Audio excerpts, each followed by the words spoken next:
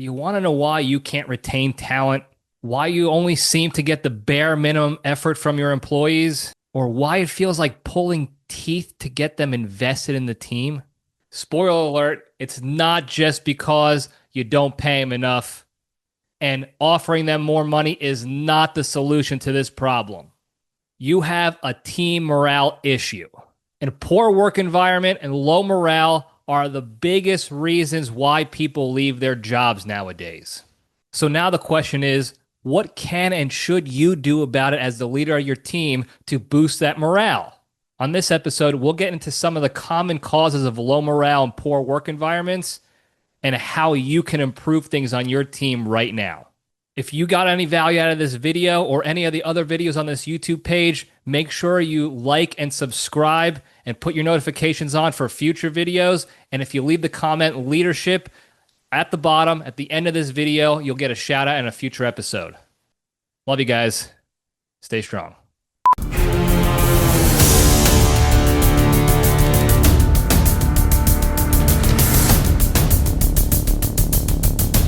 Libretti Leadership Lab number 9 with me, John Libretti. For those of you who don't know me, founder of SPEARHEAD Leadership Coaching. We're the bar rescue. We're the John Taffers of the business world. I come into your business, get in the trenches of the day-to-day of your operations to identify your biggest issues keeping you back from accomplishing your goals more effectively, help you solve those problems, and learn to lead your teams better in the long run. We also work one-on-one with people, a little bit more in depth, a little bit more intimate in the accountability and the leadership wingman side of the house.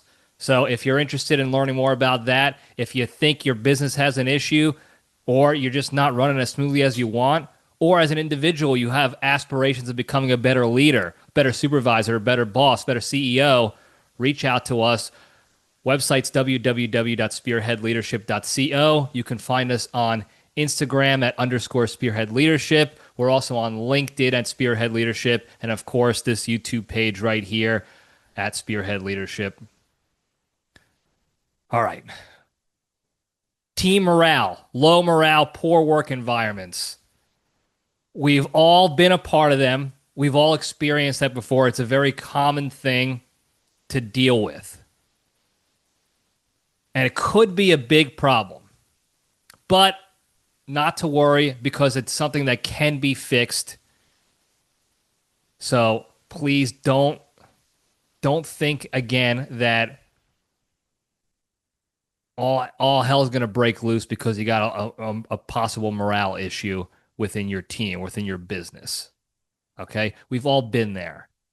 All right? And depending on the industry and the business you own or you run, it's going to be more prevalent than others, fortunately, unfortunately.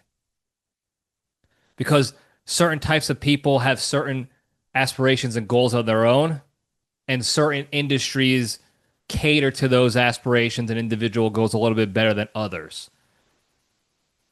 So you might have several employees on your team that are more individually focused than team focused. Understandable. But at the end of the day, no matter what the reason is for team morale issues going on, even if you think it's not your fault, and it could very well be out of your hands as far as how it started. As the leader, whether you're the business owner or the CEO or the team manager, the department manager, the buck stops with you. The responsibility and ownership of fixing that, improving team morale, that falls on you. And a lot of people don't like to hear that, especially when logically you can make the justification that they were not the reason for this particular issue. But at the end of the day, you're the leader. You got to figure it out. It happened under your watch, so now we got to fix it. And again, that's okay. Okay? Stuff like this happens in small teams, in big businesses. Issues like low morale or dips in morale and a slightly negative, workspace, work environment. These are These things happen a lot. You're in the weeds in the day to day working on a particular big goal for the team or a big client, a big project, whatever it may be, and you're not paying attention to some of the other things going on around you within the team. And before you know it, things start to deteriorate a little bit, and it happens. Okay? Don't beat yourself up over it. Don't beat your team up over it. Let's work to fix that.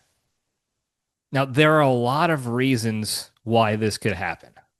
Again, a common reason you see is in certain industries, certain markets, you're dealing with skilled professionals who only care about doing this particular job, whether it's a technical subject matter expert role like a software engineer, developer. They enjoy the ones and zeros of that world, and they only want to do that. They only want to focus on that. They only want to care about that. That's going to happen.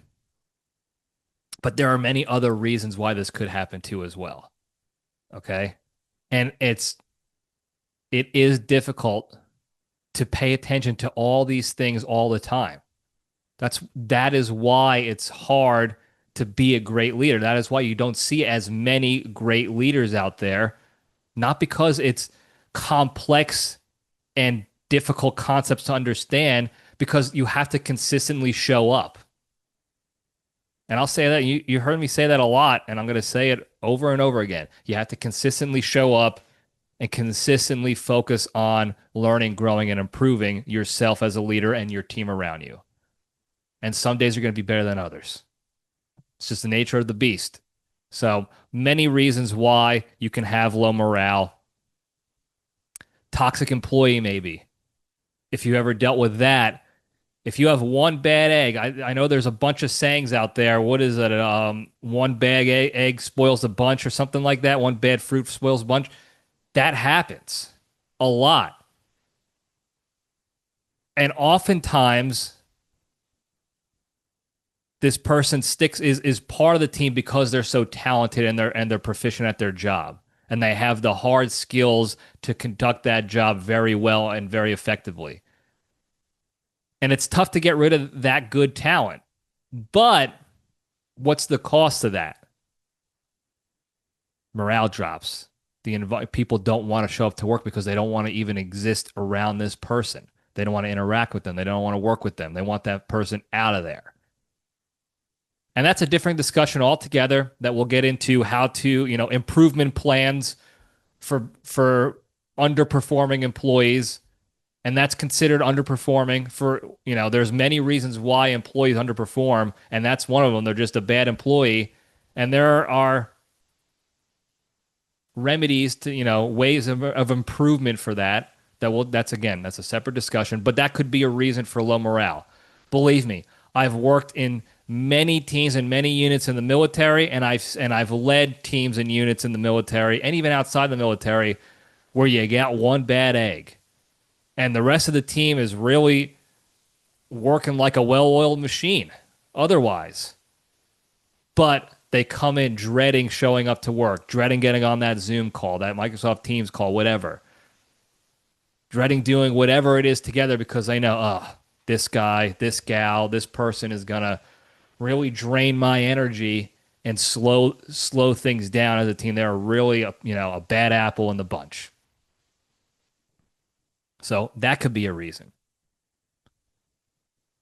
Bad relationship between employees or between the team and you as the leader or you as the business owner. And there's a number of reasons why there's a bad relationship. But at the end of the day, if you don't have a strong relationship with your team members, they're not going to want to show up to work. The only reason why they're probably showing up to work at that point is to collect the paycheck. But having a bad relationship breaks trust. So now you have low trust, which means they're not going to initiate any sort of conversation with you. They're not going to put up their ideas or opinions on better ways to do things in the team. They're not going to receive feedback well from you. They're not going to give you any feedback so you can improve as a leader. And they're not going to want to work with you or for you or around you. or listen to you or anything. You're going to get the bare minimum from them. They're going to be just punching the clock, waiting for 5 o'clock every day, checking the bare minimum boxes off. Another reason, maybe poor benefits. I mentioned earlier that a low salary or poor payment, compensation is not the only reason, but it's still a reason. And again, in certain markets, certain industries, it's a big reason because certain jobs require specific skill sets that bring that value to the business, to the team. So they should be compensated and recognized appropriately. And salary is the main way to compensate people for that value and that time. So that could absolutely be an issue. It's not the most important issue, but it's out there. It has to be understood and recognized as a potential problem. And if you think your employees are not talking to each other about their compensation and their benefits and their salaries, think again. All right? That's the reality. I know there's still that stigma out there in the business world, the corporate world, where I've heard it a lot, even recently, where the executives push down like it's not professional to talk about your salary with others or bring up salary with others. The reason why executives do that, I should caveat this. The reason why poor leaders like that say stuff like that is because they don't want you to know that they're paying somebody else more or you're getting paid less than anybody else on the team for doing the same job. They conduct their negotiations in private between each employee, and the goal for people like that, for executives like that, is to lowball their employees as much as possible. Profit's the name of the game. And I get it. We all get it. In business, that is the result you're looking for. One of the results you're looking for is to increase your profits, especially if you're a publicly traded company and you're beholden to the shareholders. That's what they're looking for, profit margins. But there are ways to get profit margins without having to do all that, without being a bad leader about it. Separate episode, separate topic altogether. But long story longer, if you think your employees are not talking to each other about their compensation and salaries, you got another thing coming, okay? And by them learning about other people's salaries and what they're getting paid to do the same job, especially if they're peers, that's also going to hurt the relationship between you and your team members because they're going to know, oh, this person lowballed me. They gave me a load of snake oil. And I'm getting paid less than what the job calls for, less than what I'm worth. Especially if they're doing the same job as somebody else as far as output and production and quality. So that could be a factor for low morale. Okay, limited career growth is another big factor, kind of under the table factor of why you see low morale and eventually poor work environments. Okay? If there's no way up, if there's no path for more, that's not going to incentivize. A lot of people are not going to feel any sort of incentive to stick around or care about doing extra or doing better at their current job as it stands. That's another harsh reality, unfortunately. And I've seen that as well. I've experienced that. I've lived that back, in several other jobs I have in the past. If there's no path to any sort of growth opportunity, it deflates your incentive to want to provide extra, want to put in the extra value and the extra work. All right, what other stuff we got? Perceptions of favoritism. This is another leadership topic we'll talk about at a different time more in depth, but it goes along with the relationship between you and your team members. If your team thinks that you play favorites as the leader, even if there's the perception out there, even if you can logically talk through how you don't. If you can objectively show and prove that you don't. If there's a perception out there that you're playing favorites and that it doesn't matter about somebody's level of output and the quality of their efforts, then again, the incentive goes away and their desire to show up for the team, for the business, for anything more than checking the box and punching the time card, all that desire and incentive goes away for them. And emotionally speaking, they're not going to care about anything else but doing the bare minimum to get it over with, to get the job done. Okay? Another one, feeling out of the loop. Kind of connected to some of the others we discussed. But if a team member or all the team members feel that they're out of the loop, if there's a gap between them as the employees and you in the leadership ivory tower, that's going to hurt morale big time as well. We've seen that a lot in the military in my time because there are some different chains of command structures that go on in the military. Sometimes it gets a little confusing, but sometimes you end up having, 2 different bosses, 3 different bosses. So as the employee, as the non-supervisor employee team member, you could feel out of that loop. There might be what seems or what people perceive to be an inner circle. Oh, this is where the leadership go. This is where the officers hang out and do their thing. They don't talk to us about what goes on behind the curtain there. We're out of the loop. And if they feel out of the loop, again, you're going to break the relationship. That's going to deteriorate, and then morale will deteriorate, and the bare minimum is all you're going to get from people. Because they feel like you're hiding something at that point. If they feel left out, they're going to feel like you're keeping something from them for some reason or another, whether it's favoritism, whether you have a bad relationship with that employee that they don't know about, whether, you're a poor leader and you're actually not overly communicative and not being transparent with them. Whatever the reason is, if they feel left out, it's going to lead to low morale. And again, if one person has low morale and it's not improved upon, and you don't take care of it and nip it in the bud, that bad apple is going to start infecting the rest, and the morale is going to continue to deteriorate. Okay? The truth is, when it comes to this stuff, regardless of how most organizations recruit these days, and this is something we'll talk about in a little bit here, the truth is people want to feel like they're part of something bigger than them. They want to feel like they come into work to be part of a team. Oh, I get to come with the gang and we get to do this thing together and succeed and grow together, and it's bigger than them. Okay?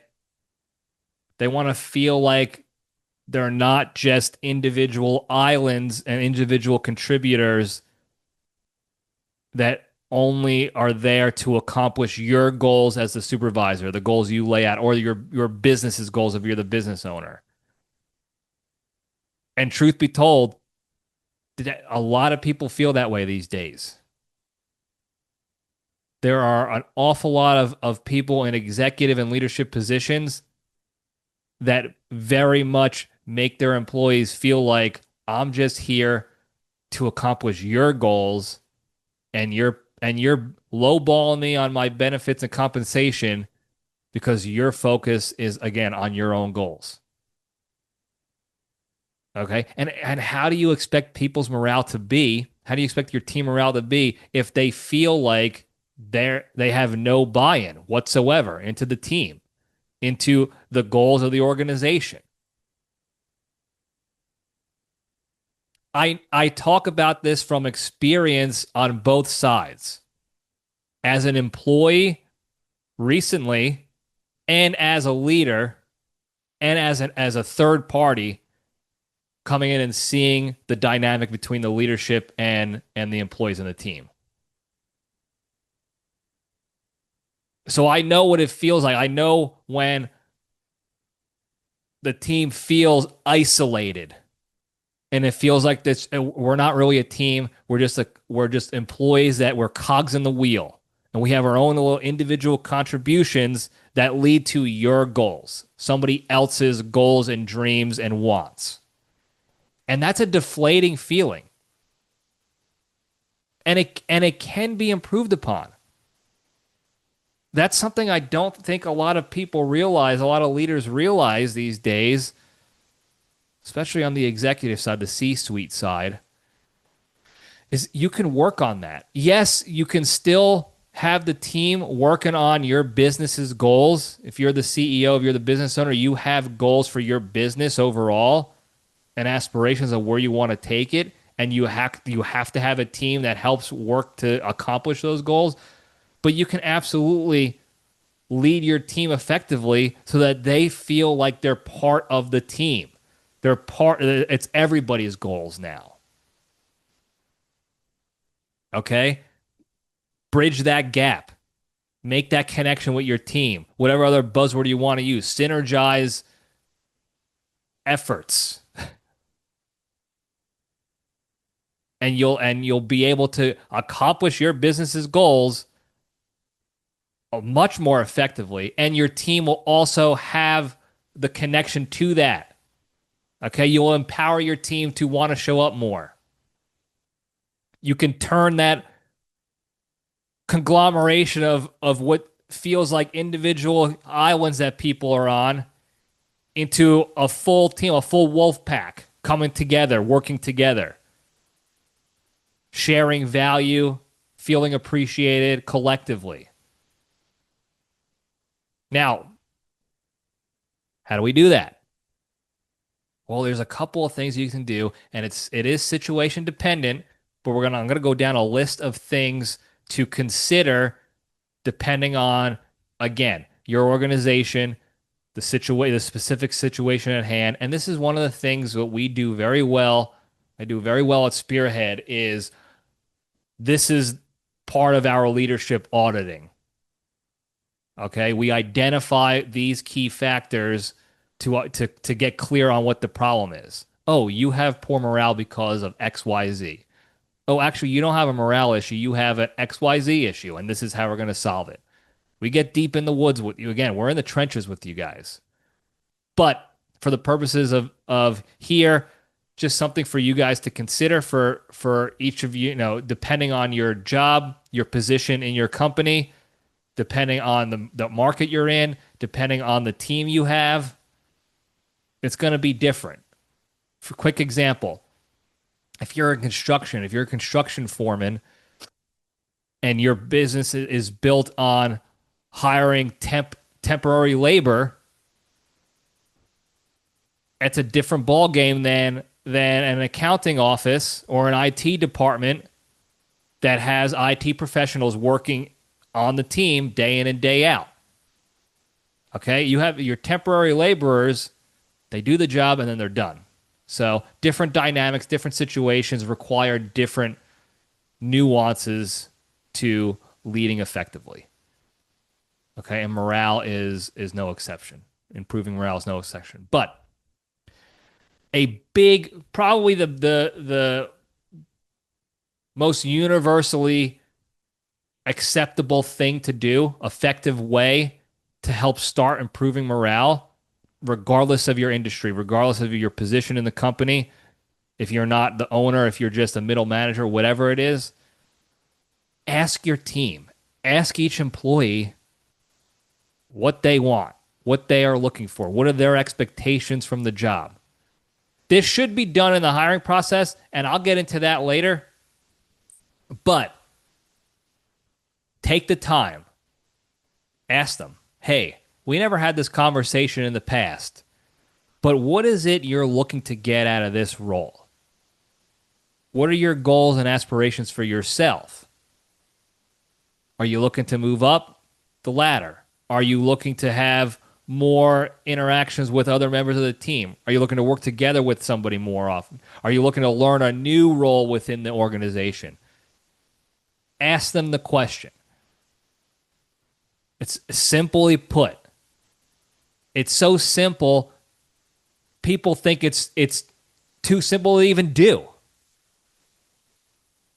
Go ask your friends, go ask your peers even, hey, how has your boss ever, how often does your supervisor talk to you about your goals and aspirations and help you get there within the team, within the business, company, whatever?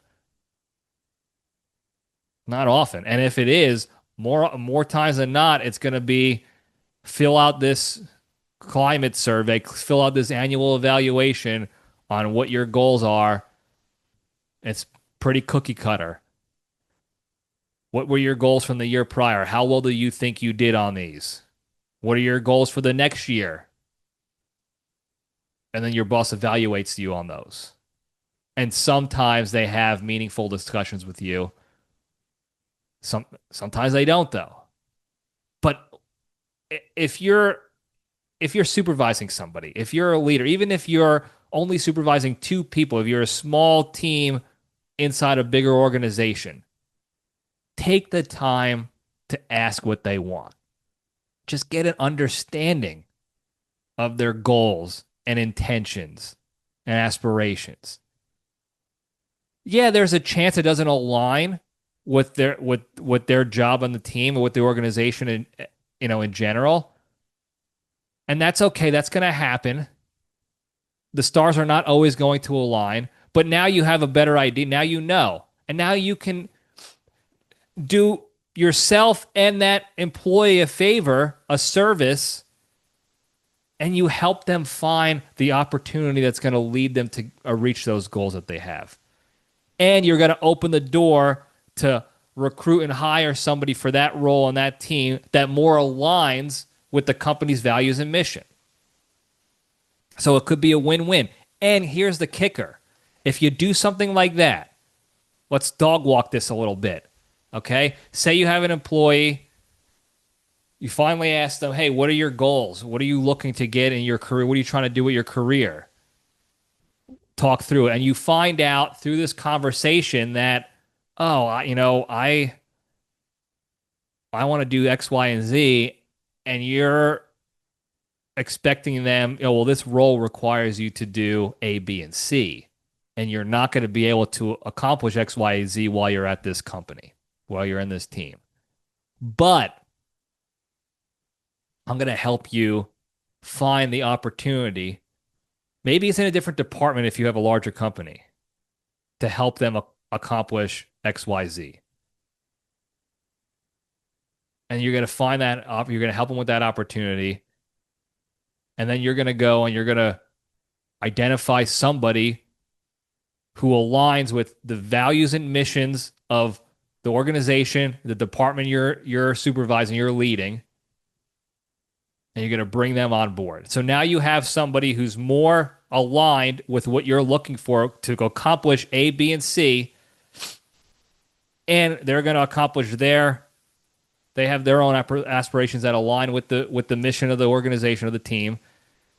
You help that other person find that opportunity that they can do X, Y, and Z with their lives, and the word is going to spread.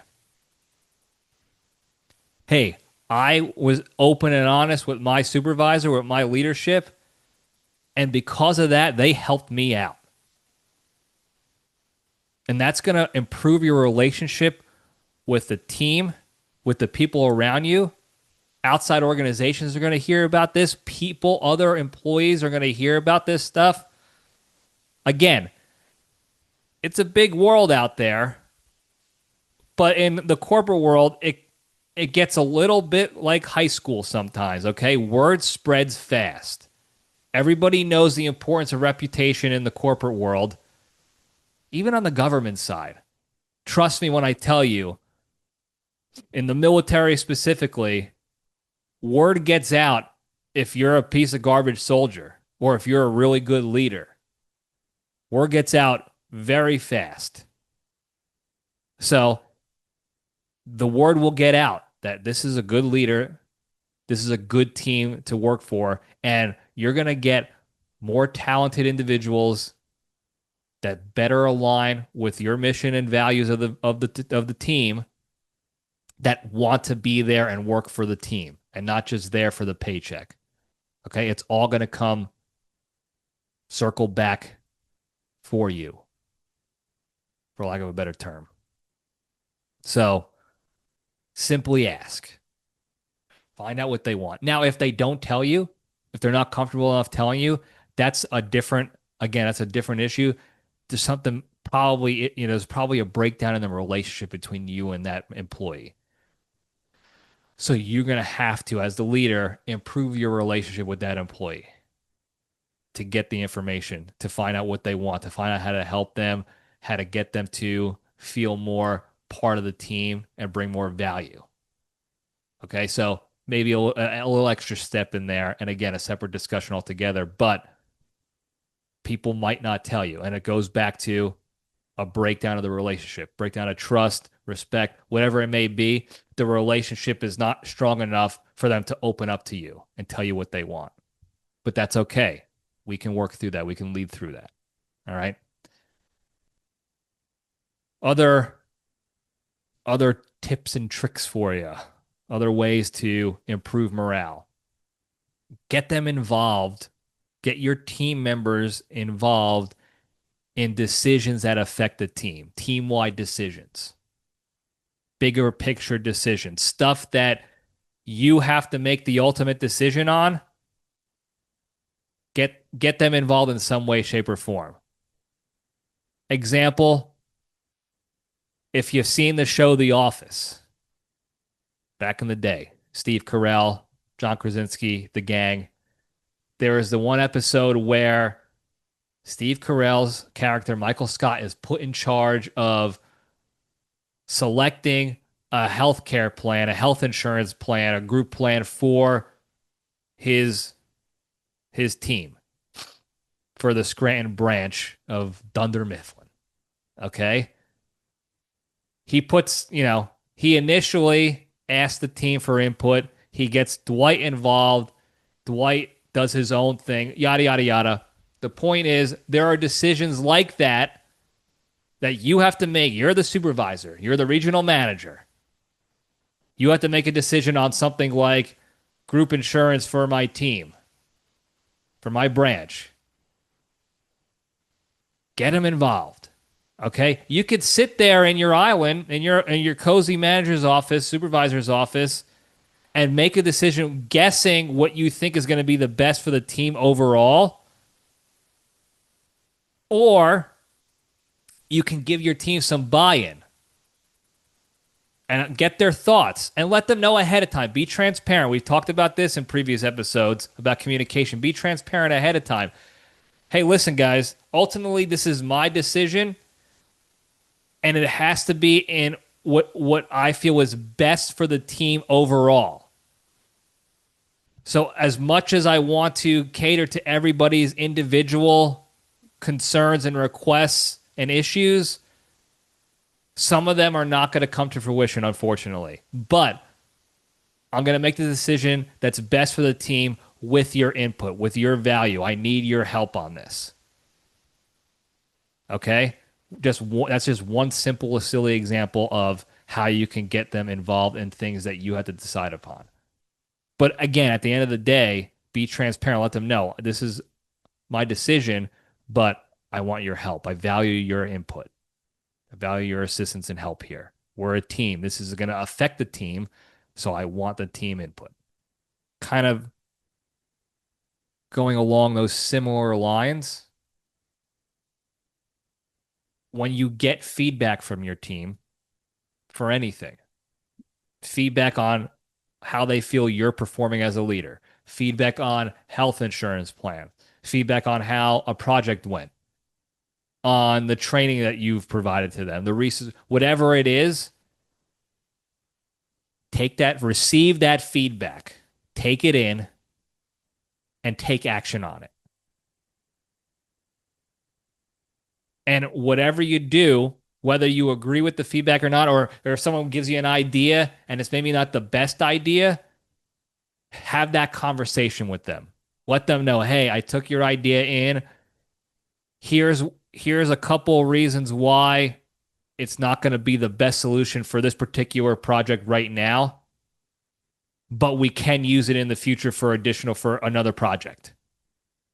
So I appreciate you bringing this to me. We're going to holster that. We're going to put this over here for this project, but for this particular task, we're going to go with this way. But, again, transparency is the name of the game. But if they have a good idea, use it. Take action on it. Oh, you didn't like this online training? You think this training would be better? Okay, I'm going to look into it. You look into the training, you realize, oh yeah, this is going to be more beneficial to the team as a whole. We're going to switch things up and we're going to go with this annual training now. Okay? That does so many things. That does wonders. It builds the relationship up between you and that employee. It shows everybody else that you actually listen to what they have to say and you value their input and opinion. And they're going to have more buy-in. They're going to feel more valuable to the team as a whole. And that what they say is going to affect the team's success as a whole. So they want to be a part of that. So when you get good feedback, when you get feedback from people, listen to it, ask for it, listen to it, take action on it. And don't just run through the motions. That's one of the worst things you can do is just check the box. I'm going to ask for feedback. Hey, I want to get your feedback. And they give you something and you say, great, thanks. I'm going to do something about this. And then you don't do anything about it. Because now they know they're just going through the motions and you're checking boxes on what good leaders are supposed to do. And that's not how leadership works. Leadership is not checklists. It's a skill you work on. It's a people skill that you work on day in and day out to improve your relationships with people and empower them to accomplish goals together as a team. Speaking of checklists and superficialities and what have you, one of the worst things you can do, and people, some of you are going to watch this or listen to the podcast and laugh because this has happened to you. Probably 99% of the people who listen to this has happened to them before. Nothing hurts morale or nothing has more of an opposite effect to morale and relationship building and trust to a team than superficial recognition. What I mean by that is the team just accomplishes a mission or a goal or a project, whatever it is. A big client came in and you landed the deal and it was a team effort of working tirelessly to get this thing done. And now you got this client secured, or you accomplished this project, whatever. You built this software and you got it out to market on time. And then to show your recognition to your team, working overtime, working extra, sacrificing time with their families, whatever it was, you give them a pizza party. Or even worse, you schedule a potluck that requires each employee to bring their own dish. So they have to make their own food for their own quote unquote party and celebration. And all you had to do was schedule the date and then you get to enjoy everybody else's hard, efforts again. There's no bigger slap in the face than that, guys. I promise you. Once again, I have been on both ends of the recognition train, if you will, of the leadership side of having to decide how to best recognize people.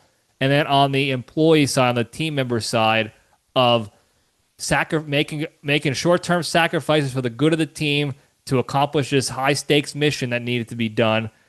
And then you come in with a pizza where you order Papa John's, or you schedule a potluck and then go make me crock pot something and bring it in. Nothing is more of a slap of the face than that. Your team just worked tirelessly, and the company profited thousands, even millions of dollars at times for their efforts, and they get 13 Papa John's pizzas out of it. Don't do that. Bottom line, do not do that stuff. Okay? You want to hurt morale? incentivize them with pizza parties, incentivize a team of highly skilled, capable adults at their full-time adult job that they have to support their families. Get them a pizza party. Let me know how that goes. Okay, I promise you, you might be sitting back thinking, oh, yeah, I set this up. I scheduled this potluck. It's a huge hit. You and the other executives all you have to do is stroll in and enjoy the home cooked meals or enjoy the pizzas or whatever, like you did something. Like this is how we recognize our team. We're a family here. It's insulting. It's demeaning. It will absolutely crush morale. Okay? You want to deteriorate morale even further? Get them a pizza party. And then follow it up by saying something like, we're a family after all. Because at the end of the day, and I want people to remember this, business owners, supervisors, no matter where you are in the pecking order, you're not a family. Okay? I know that might hurt. It might sound negative and blunt, but at the end of the day, you're a team, you're an organization, you're a company. We have our own families. We have, spouses, significant others, kids, dogs, parents, siblings, whatever. We have our families. Okay? A business and a company and a department and an organization is not a family. That is not and even should not be a family dynamic situation. Just think about your family situation, your family dynamic in your own personal life. That's not how businesses run. Okay? That's not how teams run. All right? You're not a family. And you shouldn't want to be a family. You want to be a team. You want to be a well-oiled machine of a team, led by somebody who cares about the team's success just as much as the organization's success. That's how you build morale.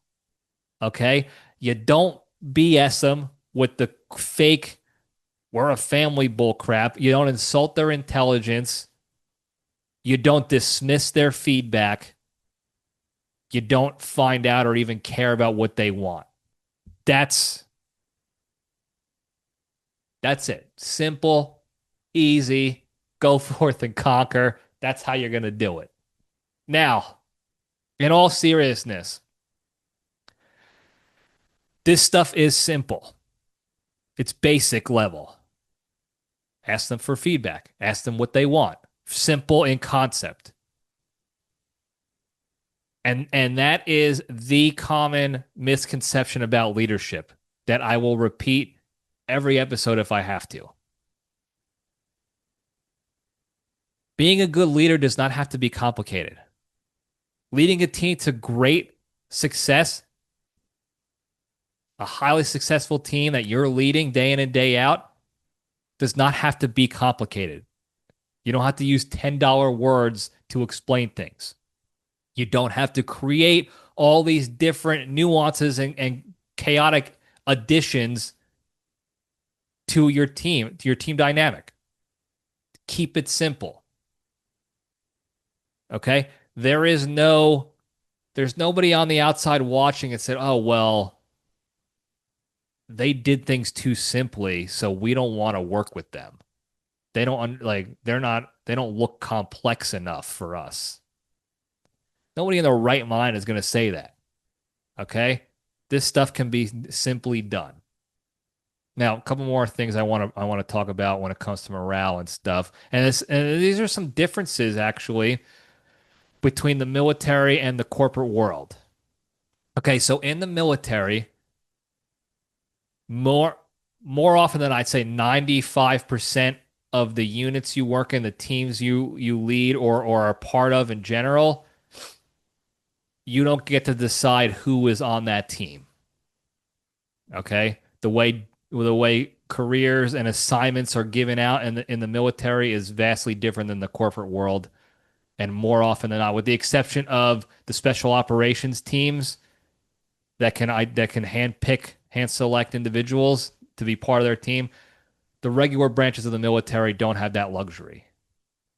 They also don't have the same luxury of being able to get rid of bad apples, bad eggs, bad whatever, toxic employees. It's a little bit different. You don't really get fired in the same sense as you can in the corporate world. Now, I am always going to err on the side of work to improve toxic employees to see why they're hurting the team. What is it? Why is this person a problem? It could be a simple fix. It could be a simple communication issue, a breakdown in expectations, and you have the conversation with them and you realize, oh crap, they just were confused by, what the job was or what the responsibilities or whatever. But there is a line in the corporate world, in your business, there is a line between improving, dedicating some time and effort to helping, improving, and empowering that bad apple to be a better apple, and where you're now wasting efforts and time and resources and losing out on successes because of this person. So that's completely dependent on you and your organization and the goals and the values and the mission of your team or your business as to where that line falls. How much effort do you put into working on helping this employee improve, this bad apple improve, before you have to get rid of them? Because sometimes the best answer is to find a new employee, get rid of that bad egg, and fill the void with somebody more capable. And you have that option. And it's not an easy option. It's not an easy decision to make.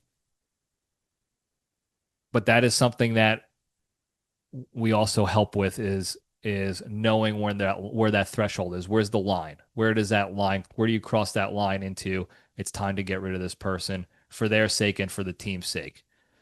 Because you don't want to lose any more quality employees and team members because they don't refuse to work with this person. Okay?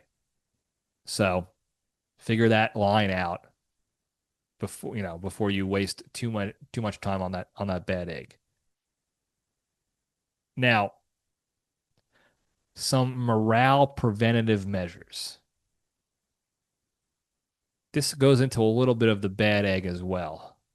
But here's a key,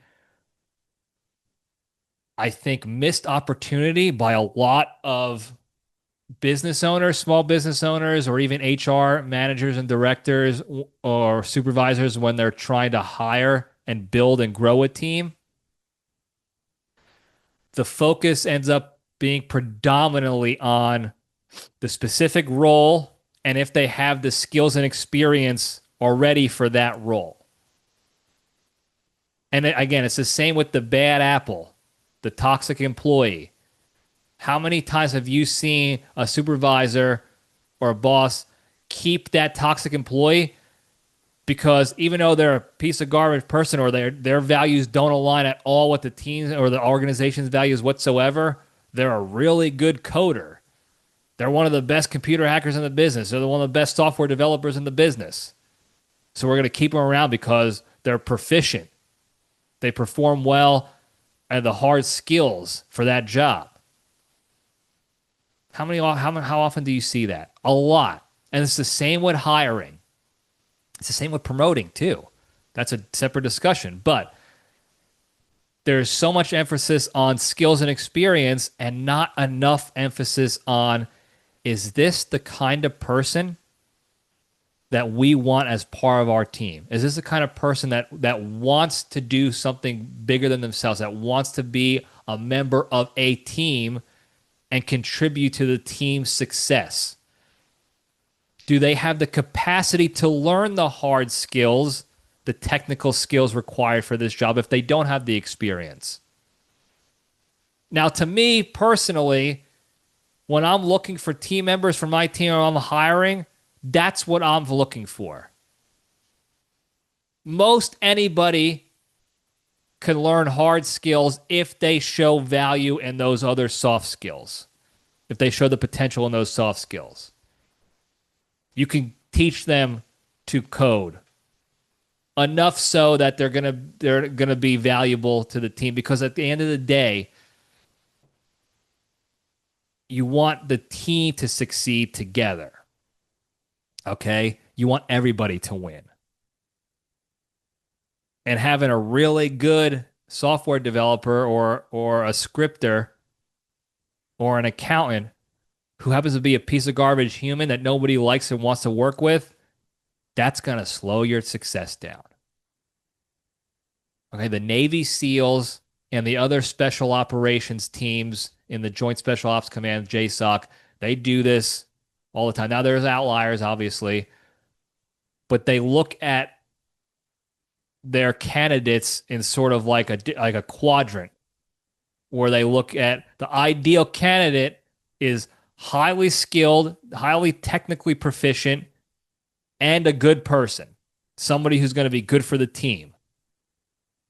The realistic, the more common candidate that they end up going for, the more realistic one is middle of the road, hard technical skill wise, but a good person. And then what they find to be some of the more disappointing members of the team, and the bigger regrets that they have, are the highly technically proficient but low end of the good person scale. Obviously, nobody wants the low skill, low values person. But the high technical abilities, lower potential, and lower good teammate potential, they end up regretting those candidates. They end up regretting selecting those people. So they focus more on the middle of the road, middle, or high skill, high ability, high value.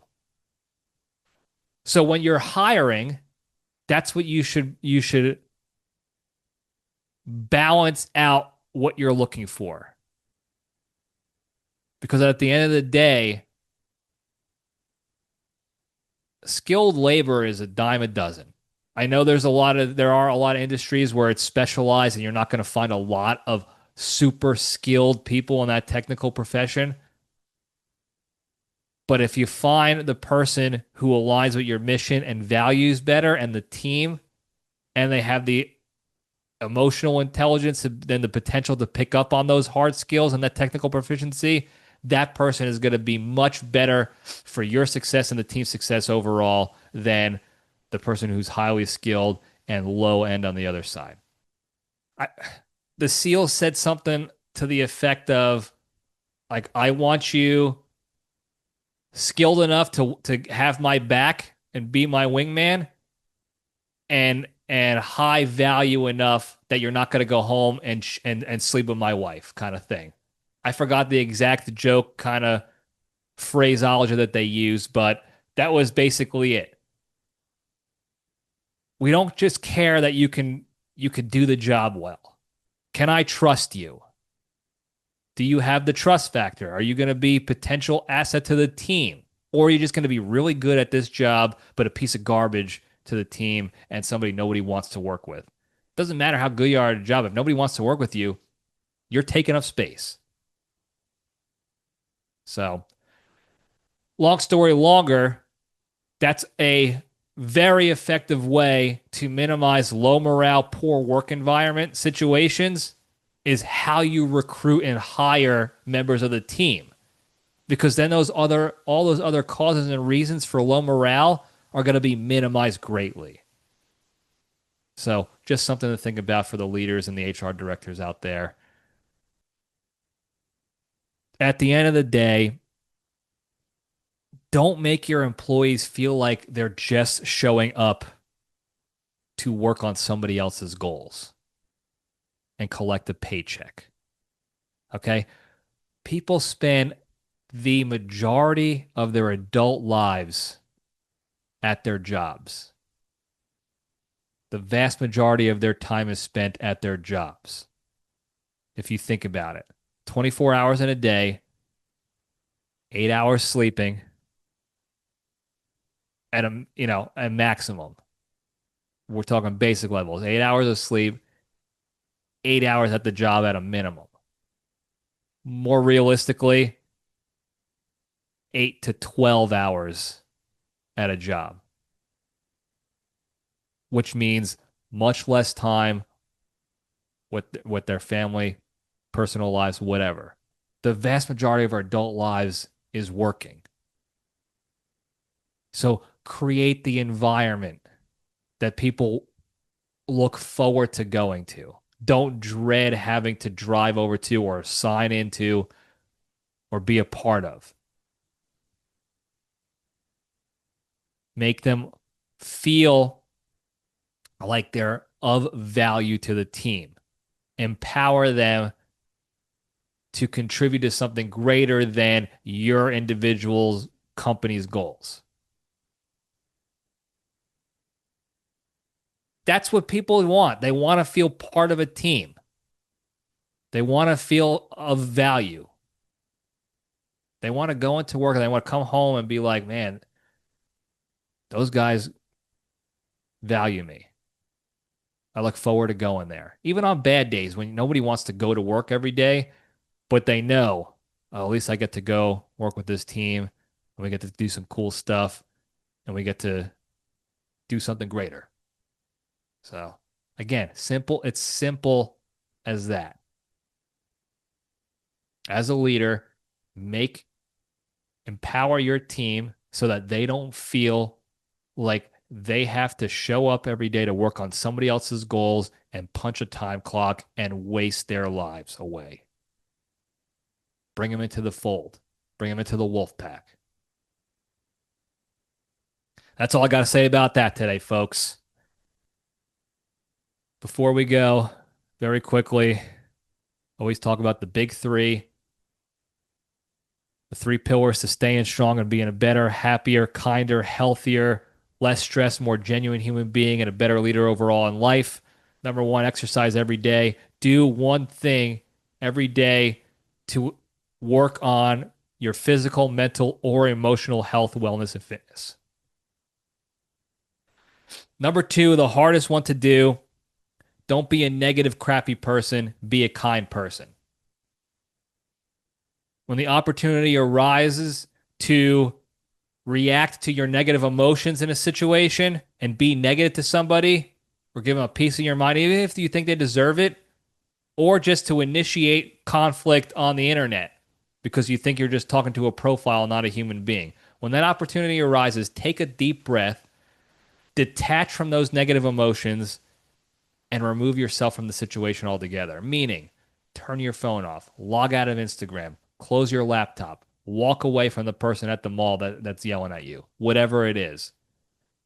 By doing that, you're minimizing the negativity and crap going on in the world around you. And when you do that, that allows you the capacity to go focus on more positive and productive things in your life. Number three, third pillar, the most important one, be genuinely thankful and grateful for all the good you have in your lives.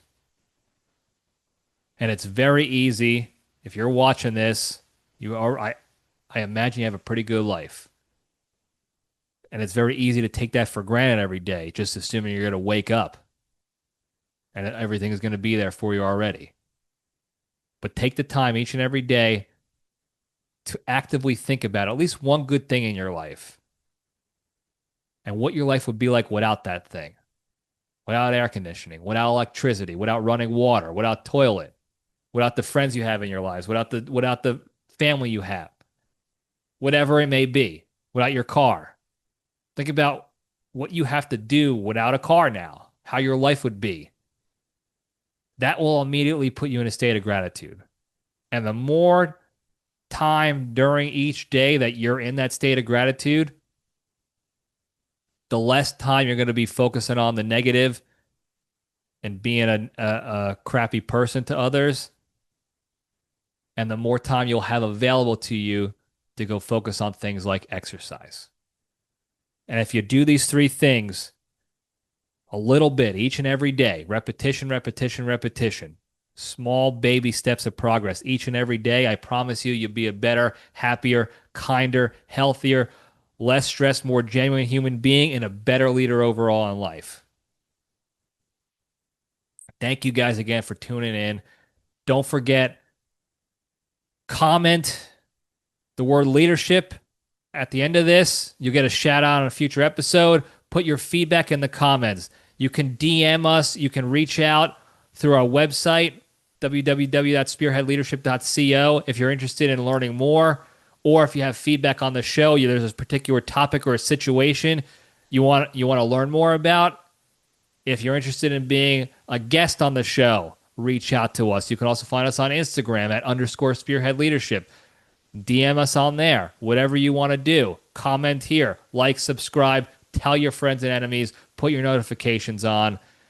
This show is built off of your feedback and things that you want to learn about. So the more you reach out and provide that information to us, the better this show will be for you. The more value you will get out of this show. So thank you guys again for tuning in and for doing all that. Till next time, Libretti out.